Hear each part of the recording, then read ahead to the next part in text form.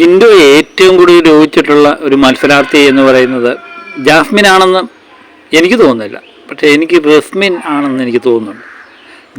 റസ്മിനെ power ടീമിലൊക്കെ കയറ്റാൻ വേണ്ടി ജിൻഡോ വല്ലാതെ പാടുപെട്ടു. പക്ഷേ ഇപ്പം റസ്മിന് തോന്നുന്നുണ്ട് ജിൻഡോയുടെ കൂടെ നിന്നാൽ മതിയായിരുന്നു, മുല്ലപ്പൂവും പൊടിയേറ്റ് കിടക്കണ്ടായിരുന്നു എന്ന് തോന്നി പോകുന്നുണ്ട്. കാരണം റസ്മിൻ്റെ സഹോദരനും ഉമ്മായും ഒക്കെ വന്നു കഴിഞ്ഞപ്പോഴേ റസ്മിൻ്റെ സഹോദരൻ അപ്പം ജിൻഡോ കുളിച്ചുകൊണ്ടിരിക്കുകയായിരുന്നു.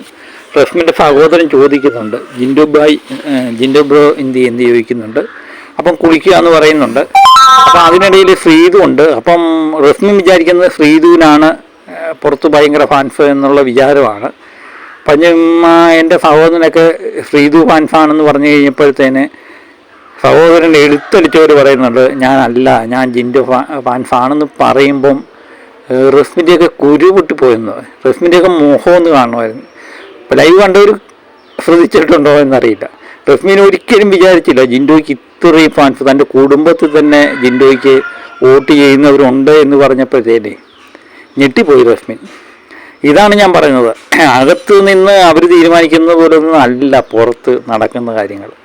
ഇപ്പം കുടുംബാംഗങ്ങളെല്ലാം വന്ന്, ജാഫിൻ്റെ കുടുംബാംഗങ്ങൾ വരെ വന്നു, എല്ലാവരും വന്നു. അപ്പോൾ ഇവരെല്ലാവർക്കും ഒരു കാര്യമേ പറയാനുള്ളൂ, ജിൻഡോയുടെ ഗെയിം വേറെ ലെവലാണ് എന്നുള്ള കാര്യം തന്നെയാണ് ഇപ്പം റസ്മിൻ്റെ കുടുംബവും പറഞ്ഞിരിക്കുന്നത്.